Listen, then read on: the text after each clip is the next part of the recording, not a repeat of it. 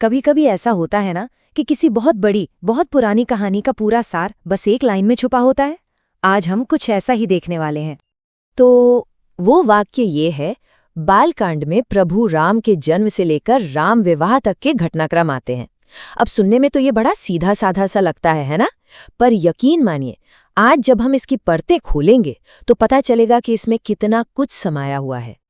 तो सवाल यही है कि ये एक मामूली सी लगने वाली लाइन हमें एक पूरे महाकाव्य के बारे में क्या बता सकती है।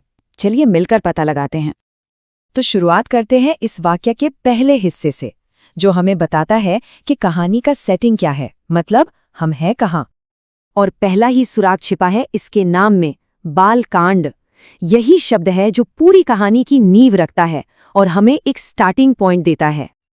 अच्छा, तो बालकांड शब्द को अगर हम तोड़ें तो ये संस्कृत के 2 शब्दों से बना है। बाल, जिसका मतलब है बच्चा, और कांड, जिसका मतलब होता है कोई हिस्सा, चैप्टर या किताब।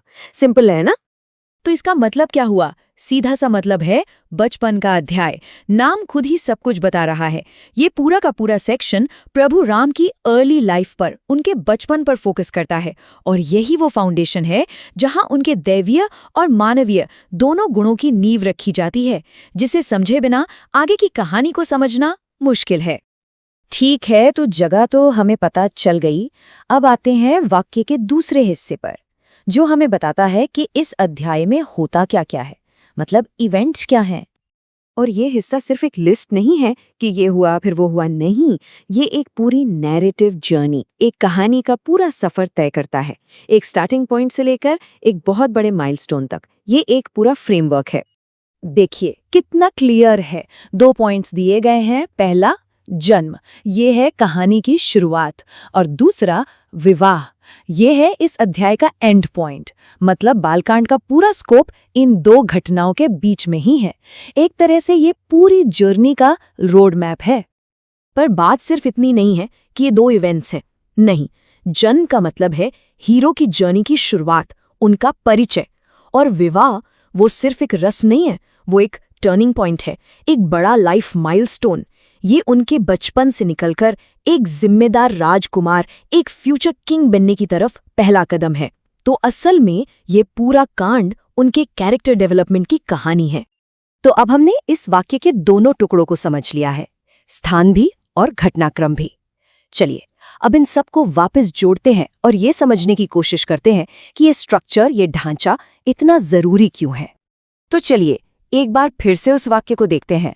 बालकांड में प्रभु राम के जन्म से लेकर राम विवाह तक के घटनाक्रम आते हैं।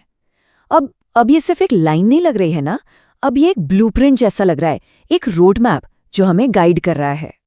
तो ये लाइन सिर्फ एक डिस्क्रिप्शन नहीं है, ये एक स्ट्रक्चरल की है, एक चाबी जो रामायण की पहली किताब के पूरे स्ट्रक्चर को हमारे लिए खोल देती है। देखिए, ये एक वाक्य 3 बहुत जरूरी काम करता है। नंबर 1, ये फाउंडेशन सेट करता है, हमें हीरो और उसकी दुनिया से मिलवाता है। नंबर 2, ये स्कोप डिफाइन करता है, साफ साफ बताता है कि इस चैप्टर की बिगिनिंग और एंड क्या है। और नंबर 3, ये एक गाइड की तरह काम करता है, पढ़ने वाले को पहले से पता होता है कि इस चैप्टर से क्या एक्सपेक्ट करना है। मतलब सोचिए जरा, सिर्फ एक लाइन और रामायण की पूरी पहली किताब का परफेक्ट समरी हमारे सामने है। ये दिखाता है कि उस दौर की स्टोरी टेलिंग कितनी प्रिसाइज और कितनी पावरफुल थी। ये वाकई कमाल की बात है कि हजारों साल पहले लिखे गए एक महाकाव्य का स्ट्रक्चर इतना क्लियर, इतना प्रोफाउंड है कि उसे एक वाक्य में बांधा जा सकता है। और ये हमें सोचने पर मजबूर करता है ना, कि अगर एक वाक्य एक एपिक के पहले चैप्टर को डिफाइन कर सकता है, तो वो कौन सा एक वाक्य होगा जो हमारे अपने जीवन के पहले अध्याय को डिफाइन करता है।